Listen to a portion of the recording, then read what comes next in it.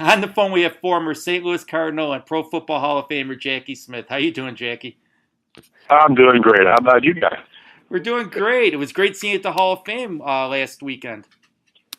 Yeah, it's always a good time to go up there and see all the guys and get to know somebody and visit with some of the guys that I've not had a chance to do before. So it's always a fun, a very fun trip up there. It's nice of the Hall of Fame to go kind of trouble that they do to make us all feel welcome. And you got to spend some time with your daughter and granddaughter there? Oh yeah, my daughter and my son and their children and my son-in-law, and so yeah, it was it's like the Wild Indian Daycare Center for a while. There's about 13 of them running around there, but it was fun. I hope they had fun. I think they did. Well, Canton's not a bad place for a family reunion every year, is it? No, it is. It's really a nice place. They're so accommodating there that you can't help but enjoy it. Do you go every year, or did you just go because Aeneas Williams was going in this year? Say again now? Do you go to the Hall of Fame every year, or was it just because Aeneas Williams was going in, a former Cardinal? Oh no, I go all the time that I can, anytime I can. And no, it wasn't because of Aeneas. I barely know Aeneas. He's a fine guy, but I really barely know him. And but I went up there to take my children to have them enjoy the experience. You attended Northwestern Louisiana State University, which is now Northwestern State University. Were you highly recruited as a high school? No, I wasn't. Football player? I wasn't recruited at all to play football. I went up there to run track, and they said they couldn't give me a full scholarship for track. And so they said, if you just go out for football now and don't quit, then we can give you a full scholarship. So that's how I got into football. What did you run track? Well, I ran the high and low hurdles and the mile relay and the javelin and the discus. Was there a big transition going from track to football? Well, sure, absolutely. The big trend. Well, you know, we did them both at college. I did both of them, and so but you benefit from one to the other, obviously. As far as the workout you get and the type of condition that you try and get in, it really kind of carries over. So it was nice to be able to do both because one sort of complemented the other and helps you stay in shape for each of them. So, but it was a tough. It was tough to do it. The last year I was there, when I did get drafted, I said, well, I have to forego track and and just work on getting in shape and trying to do things more directed toward football, which is what I did. I found a guy who played football at Northwestern. His name was Charlie Hennigan, who had gone on to play with the Houston Oilers in the American Football League, and so I went to camp that he was running when I was drafted, and helped with all the boys just so I could work out with him in the afternoon. So it worked out fine for me. Did you have to miss a lot of spring practice because of track? Do what now? Did you miss much spring football practice because of track? Oh no, we didn't miss much. We didn't miss much of anything. They got some way to work it in there because there were a lot of guys who played football to run track. It wasn't a very big school. It was a college, and so not many schools. So everybody had to do everything if we were going to have a team at all. So that's sort of the way it went. So what did Charlie Hennigan teach you? Well, Charlie Hennigan taught me the details, the very basic fundamentals of running a pass pattern, and they were important. That those fundamentals that he taught me were important because at the time, the league was running a lot of mostly man-for-man defense, so it necessitated the receiver to be able to run straight at that guy and beat him on a pass pattern. So that's really what we concentrated on, and the efficiency of those steps that Charlie that Charlie taught me really worked well and everything, but in those eventually worked well, throughout my whole career. But in those initial years, I mean, not just a year, so to really, the things that he taught me really allowed me to make the team. And I see him periodically when I get back to Northwestern at some event, and I always make sure that he knows how much I appreciate it, and that he was the reason. His expertise and his ability to run those patterns and then teach me a little bit about them, as far as the footwork is concerned, is the reason I made the football team. And that was the truth, and that's the truth, because they make it on such a slim edge sometimes that every little bit helps. He's a guy who deserves to be in the Pro Football Hall of Fame. He was a great receiver in the 60s. He certainly was, and I continually talk to people about that, but that's such a long time ago, I guess. Maybe, but he still has records. He still has some stuff, records in his name that he set back then as a receiver. Is it tough to lobby for players like him, because a lot of the folks that vote on the Hall of Fame haven't seen him? Yeah, well, sure it is. It is, and a lot of people, they've never seen him, and they don't read the history. So there's so many history of other guys to read, and more current. I'm not going to stop putting my 2 cents worth in about him and about his contribution to the league. I'm hoping somebody will listen one day. In 1963, when you got drafted, there was the NFL and the AFL. What did you expect? You expect to get drafted by both, or either one, or? I didn't expect to get drafted by either one of them. I was surprised as hell. I said, "What are you talking about?" I got drafted in the 10th round. I didn't even know what the hell it was. I didn't even spell it, let alone do it. And so no, I didn't know. So I didn't know what. I was the most surprised guy in the world when that happened. I thought they'd made a mistake, and so that's how we left it. But it worked out okay. You went from being a 10th round pick by the St. Louis Cardinals to starter as a rookie. How did that occur? How did it occur that I got drafted? Well, how'd you make your way into the starting lineup as a rookie? Because somebody else got hurt. Taz Anderson got hurt, and that's when I got to play. And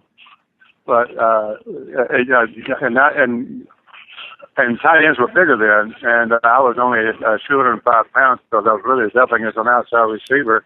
Was the reason I got to stay there, that I could jump in at tight end if need be, but I was really an outside receiver, so that's really what happened. When Taz got hurt, I got in there and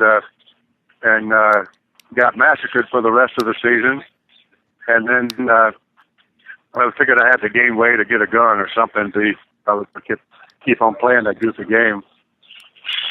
Because at that time, tight end was not a receiving position. Like you said, it was a blocking position. And that changed with Mike Ditka, yourself, John Mackey. Yeah, we think that we were talking about that this weekend. But, yeah, it definitely changed. It's a different deal than it was. Out now, tight ends take a 5-10 yard split, nobody in front of them, a wide open look at the defense, and a quick read on where they're going. So it would be, I think even as old and beat up as I am, I think I could run a couple of pass patterns today even. One, I know you'd catch it, and two, I know that they'd need at least 2 or 3 guys to bring you down.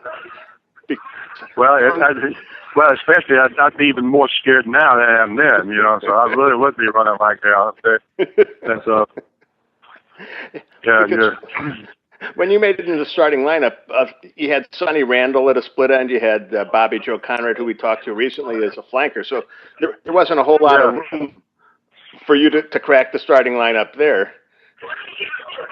Not a lot of what?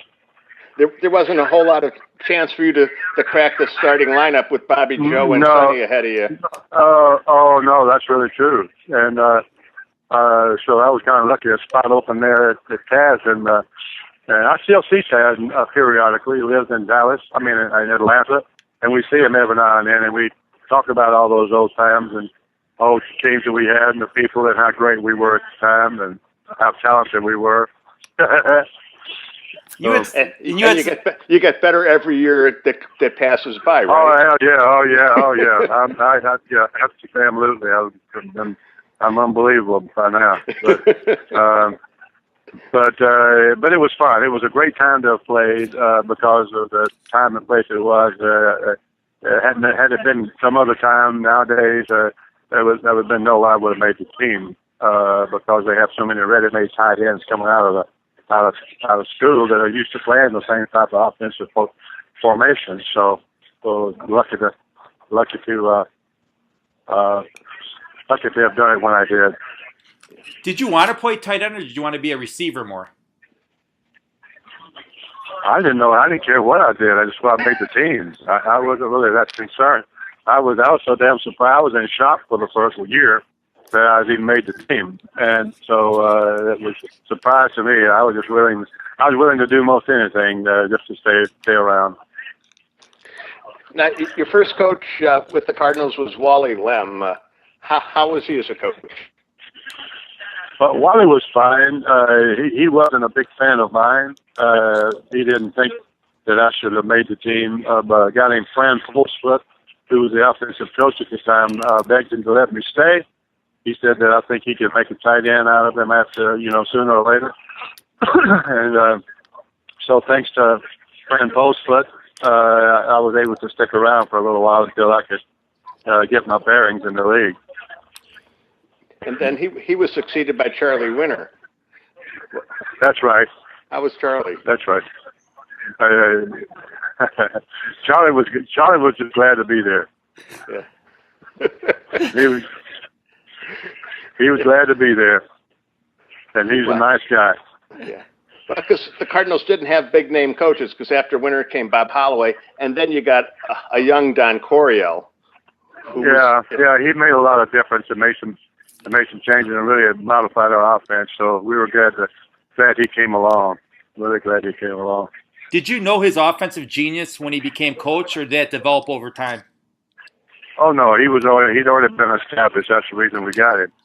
Then he brought some good guys with him who have gone on to be successful in their own right. So like Gibbs and Hannafin and those guys have went their own way a few times here, but. Now, the quarterback you broke into the league with was Charlie Johnson, and then came Jim Hart. That's right. Now, I have one question though. In 1965, the Cardinals drafted a guy out of Alabama by the name Joe Namath. How come you couldn't have persuaded him to become a Cardinal? How come what? How come you couldn't have persuaded him to become a Cardinal rather than a New York Jet? Well, because they didn't ask us to be involved in the negotiating process. But Mr. Bidwell was not about to pay the asking price then for Joe Namath. He just almost had a heart attack when he heard it. But no, that was just the Cardinals. That's the way Cardinals operate. You mentioned going over the middle, you would get hit. Did anyone hit you harder than Larry Wilson in practice? Who? Larry Wilson. Well, I don't know. Larry's never hit me. But Larry could hit. Listen, any of those guys can hit. If they couldn't hit, they wouldn't be there. But it's a question of just giving them the chance to do that. And it's much better to be the hit-er instead of the hit-e.